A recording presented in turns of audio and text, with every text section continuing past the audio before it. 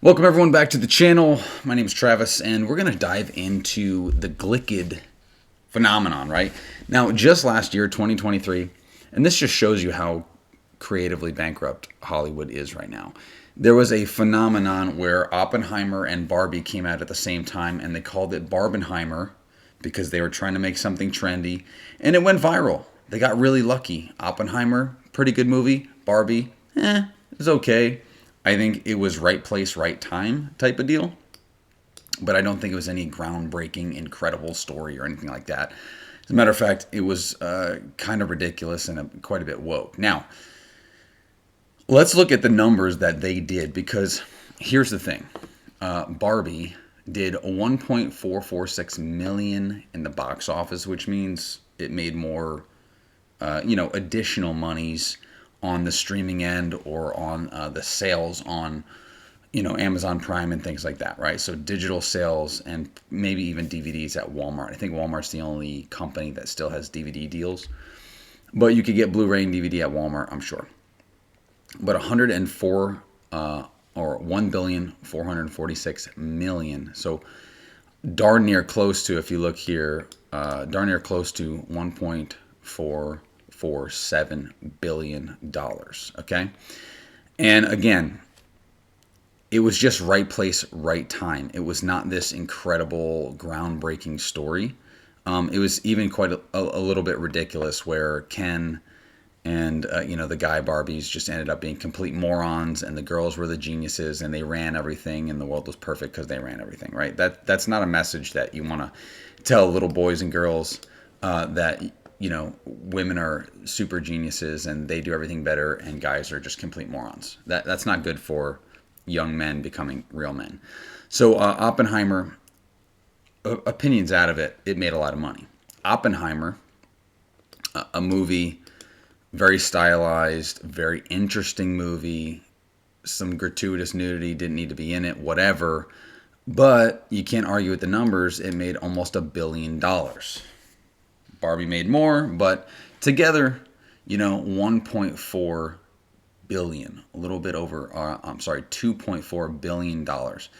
So Hollywood was saved, box office was saved for the year, right? And everybody kind of had something to be excited about because Barbenheimer did so well. So if you haven't been living under a rock, you've heard of GLICKED, which is the combination of Wicked and Gladiator 2. Now, I reviewed Gladiator 2 on this channel. You can go check that out if you want to. I think it was a very big missed opportunity, and I think that represented really well in the box office. So what ended up happening, they had a huge opening weekend, 200 some odd million or whatever it was, and then the next several weeks, it just went and exploded. Well, why is that? It's because it wasn't very good. The first Gladiator, as we know, major success, multiple Oscar award-winning film. Russell Crowe knocked it out of the park. And there was nothing wrong with the lead actor in this Gladiator. I think he did well enough with what he had. However, certainly not as charismatic and likable and masculine as Russell Crowe was in the original Gladiator. And the script just was nowhere near the quality and the excitement and the newness, right? The newness of this awesome character, right? So Maximus is one of the greatest characters in movie history, and trying to recreate that, which is what they did. They just tried to recreate it. It didn't work out very well. So let's look at the box office for Gladiator. So this is Box Office Mojo, by the way. This is not just numbers that I'm pulling out of my rear end. These are the actual numbers. It's aggregated from all of the different sellers across the country, even across the world. If you look at the worldwide, this is the box office worldwide. So domestic 154 million on Gladiator 2 in GLICKED, right? And international 252. So it did better internationally. That's actually really common. India, China, Europe, they do really big box office for American movies that are like this. They just like American movies. We export culture as a society. So look, 407 million. Now you're thinking, well, that's nowhere near $1 billion, and it's definitely nowhere near 1.45 billion, right? Totally agree. And let's not forget, between marketing and between creating this movie, their budget was 400 million. And this movie ain't going anywhere. It's not going up from here. Maybe 410 maxed out. Nobody's going to see this movie anymore. No one cares. Okay? Even holiday season did nothing for this movie. So this is not a Barbenheimer. This is nowhere close. And they were desperately, because they're creatively bankrupt, they were desperately going, oh my gosh, maybe we can do it again. We have a man movie and we have a girl movie. Except you don't. Except this movie wasn't good, where Oppenheimer was pretty good. And Wicked is pretty good, but nowhere near the phenomenon of Barbie, because Wicked has been a Broadway play for many, many years. So let's see. Oh, well, maybe Wicked picks everything up and heals the day, fixes everything for them. No. Even though this got pretty good reviews, look at the international box office. Now, this is reversed. Normally, international is around 188, domestic 392. So domestically, was this a success? Absolutely. Matter of fact, let's go look at Barbie real quick. Domestic 636, but let's look at Oppenheimer. Domestic 329, and on Wicked, domestic 392. So Wicked did really, really well in the U.S., but no one cared around the world. No one cared in China. No one cared in the U.K. Or maybe not the U.K., but nobody cared anywhere else but the U.K. My apologies. Did this even go to China? Latin America, Asia Pacific. Interesting. Yeah, China did 1.7 million. No one wanted to see this story in China. No one wanted to see the Wicked Witch of the West become the protagonist. It doesn't even make sense. You know, regardless of what you think of the film, it did really well domestically, but people did not care anywhere else in the world.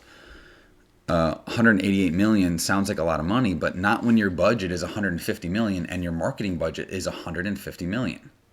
So they spent 300 million on this movie and they didn't even make 600 back. If you've been on the channel before, I'll explain this real quick for those of you who haven't. If you don't make at least 2 times what you've spent, you don't even break even. So here's how this works, right? You spend 300 million on your movie, which Wicked did. 300 million.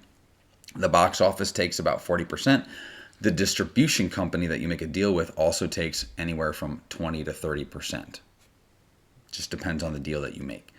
So let's do that math real quick. 300 million spent on budget and marketing. So that's 300 million gone. Investors are like, okay, I want my 300 million back. You go to the box office, you sell $600 million in tickets. The investors get paid back. Distributor gets paid back. Everybody gets paid back. And you're still in the hole. You're still in the hole. They have made no money on this movie. They have lost money. GLICKED, by that metric, is a complete failure. It's a complete failure. And people will look at this who are uneducated about how movies get distributed and they'll go, well, that's pretty good.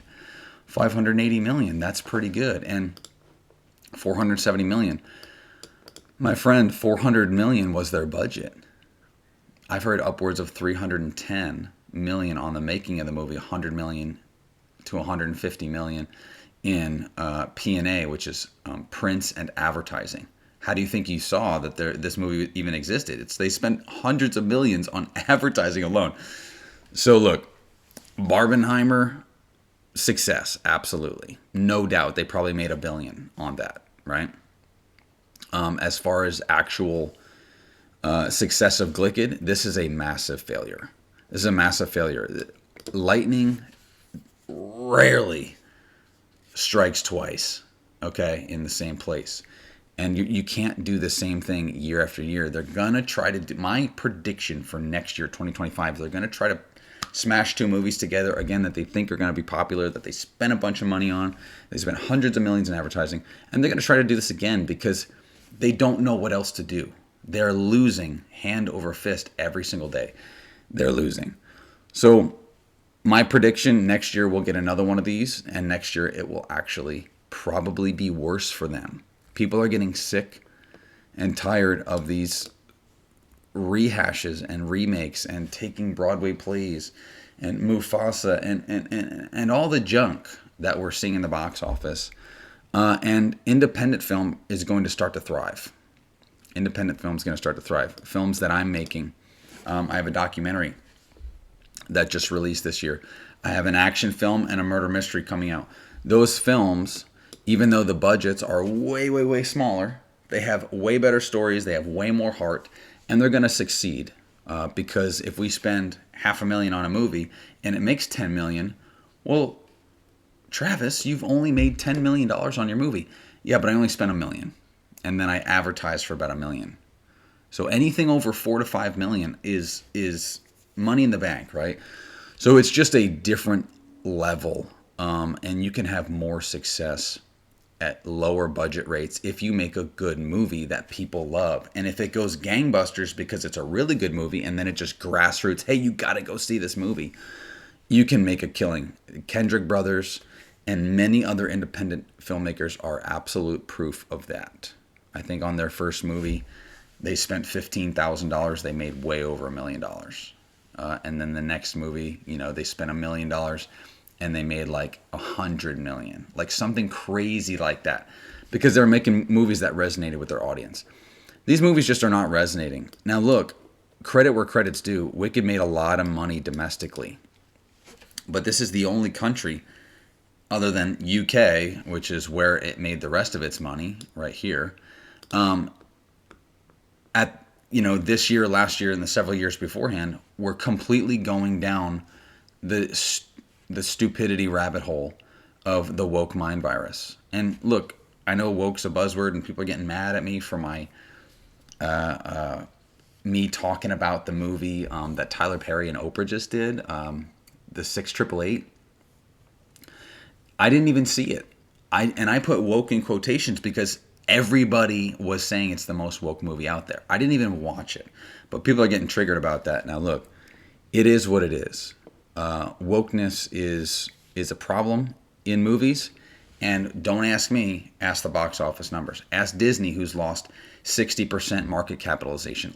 Ask Paramount. Ask all of these massive companies that have been staples in the film industry for the last 100 years and now are falling apart. Ask them what woke is, and maybe they'll give you an answer, because they've been adopting those policies and they've been losing badly, bigly badly. And it's good for us. It's good for independents. It's good for people that want good stories, because eventually they're going to run out of money and they're not going to have funding anymore. And then they'll have to start either making good movies or they'll disappear, which is the beauty of free market, is we get to choose what we love. We get to choose what we want to see. And we don't want to see junk anymore. We don't want to see BS anymore. And we don't want to have an agenda smashed down our throat. So I'm not saying these movies did that. I'm just saying the pendulum is swinging the other way, and I'm happy about it. I truly believe my films and other films like it, and people like me, creators like me, are going to start to get the funding and are going to start to make far better movies, right? We're going to make movies great again, just like my podcast. If you don't see it every single Friday, we're live here on Rumble. Make sure you subscribe. If you're new, y'all, make sure you give this a thumbs up. Let me know what you think in the comments below. Tell your friends. We're here to stay, and we're here almost every day making great content. We'll see you in the next one.